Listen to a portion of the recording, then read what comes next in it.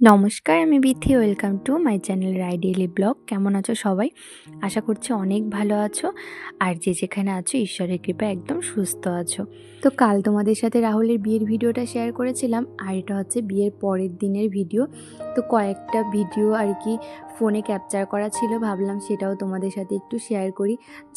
তো এই যে এখন আমরা যাচ্ছি রাহুলদের বাড়িতে। আজকে কিন্তু একদম সকাল সকালই বউ চলে এসেছে, কিন্তু তখন একদমই যেতে পারিনি। 8টা সাড়ে 8টার মধ্যে কিন্তু নতুন বউ চলে এসেছে। তো যাই হোক, এখন চলে এসেছি। তো এখানে কিন্তু দুপুরের খাওয়া দাওয়াটা আজকে হবে। তো এই যে এখন আমরা খেতে বসছি। তো এদিকে মায়ের কিন্তু আগেই খাওয়া হয়ে গেছিলো, মানে মাকে আগেই পাঠিয়ে দিয়েছিলাম যে তুমি খেয়ে নাও, তারপর আরিয়ানকে ধরবে, আমরা পরে খেয়ে নিতে পারবো, নাহলে তো বিরক্ত করবে। আর যেহেতু ছাদটা হচ্ছে ন্যাড়া ছাদ, সেই জন্য ভীষণই ভয় লাগে আর কি, ও দৌড়ে যদি কোথাও চলে যায়।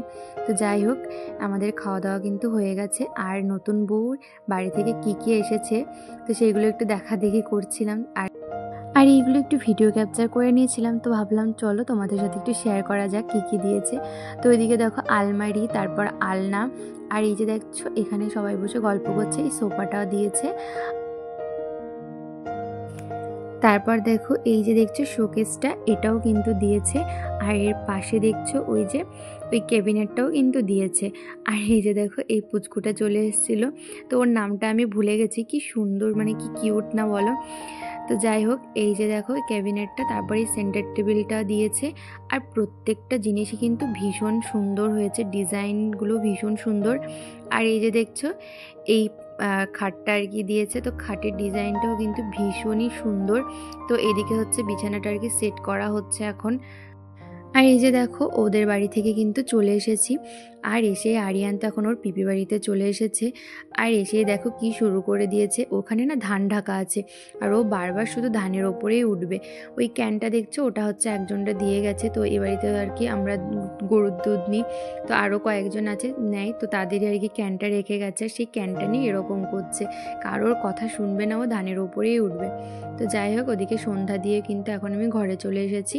এসে এখন সবার জন্য একটুখানি কফি করে নিচ্ছে। আজকে ঠান্ডা পড়ে গেছে, মানে কিন্তু আমাদের বাড়িতে প্রায় দিনে এখন কফিই হবে সন্ধ্যার সময়। মানে কফি না খেলে যেন ভালোই লাগে না। বিশেষ করে আমার মানে শাশুড়ি মায়ের তো কফি ভীষণই ভালো লাগে, তোমরা তো জানো, আমি আগের ভিডিওতে বলেছি। তো যাই হোক, আমারও কিন্তু ভীষণই ভালো লাগে। তো দেখো এদিকে কফিটা মানে তাড়াহুড়ো করছিলাম, অনেকটা রাত হয়ে যাচ্ছে, তো এদিকে আরিয়ানকেও খাওয়াবো। তো তাড়াহুড়ো করতে গেলে যেটা হয়, কফিটা পড়ে গেল। তো যাই হোক, কাপগুলো নামিয়ে পরে আমি একটু ট্রেটা ধুয়ে নিয়েছিলাম। তো এই যে এখন কফিটা খাবো, তারপর আরিয়ানকে খাওয়াবো, খেয়ে দিয়ে মানে ওকে খাইয়ে তারপর আবার ওকে ঘুম পাড়াবো। তো চলো তোমাদের সাথে আবার পরে দেখা হচ্ছে। আর এই তো দেখো মা ছেলে একদম ঘুম থেকে উঠে চলে এসেছে নিচে। তো মা ওইদিকে একটুখানি ঘুমিয়েছিল, তারপর হচ্ছে রান্নাঘরে এসে মা এখন একটু মাছ ভাজা করছে, আর তার সাথে গরম গরম ভাত আর ডাল সেদ্ধ। তো রাতে এটাই খাওয়া হবে। তো এদিকে মা হচ্ছে মাছ ভাজা করছিল, আর আমি মাকে বললাম তাহলে তুমি এটা করো, আমি কুকুর বিড়ালগুলোকে খেতে দিয়ে দিই, মানে খাবার দাবারগুলো মেখে আমি আর আমার হাজব্যান্ড দিয়ে দেবো। তো যাই হোক, দেখো এই যে মাছটা দেখছো, এই মাছ ভাজা দিয়ে না মানে গরম গরম ভাত আর তার সাথে ডাল সেদ্ধ এত সুন্দর লাগছিলো। আর এই মাছের তেলটাও না হেব্বি লাগছিলো। মানে আমার তো একদমই ডাল সেদ্ধ লাগেনি, শুধু ভাত আর মাছের তেলটা দিয়েই খাওয়া হয়ে গেছে।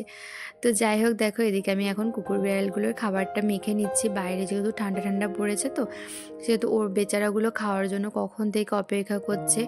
তো এদের জন্যই কিন্তু আমরা কোথাও গিয়ে আর কি থাকতে পারি না, কেননা ওদের তো টাইম টু টাইম খেতে দিতে হয়, ওরা তো আর কি খাবারের অপেক্ষা করবে, সেই জন্য না কোথাও আর কি যেতে পারি না আমরা।